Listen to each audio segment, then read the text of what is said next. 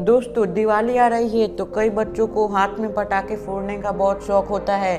और क्या आप जानते हैं कि अगर सही टाइम पर पटाखे को फेंक नहीं पाए तो आपके हाथ का क्या हाल हो सकता है। इसलिए जरा इसे देखिए। इस एक्सपेरिमेंट में एक आर्टिफिशियल हाथ पर पटाखे को ब्लास्ट किया गया है। दोस्तों अब इसे स्लो मोशन में देखिए कि एक पटाखा आपके हाथ के साथ कुछ ऐसा कर सकता है। तो प्लीज़ ऐसा ना करें।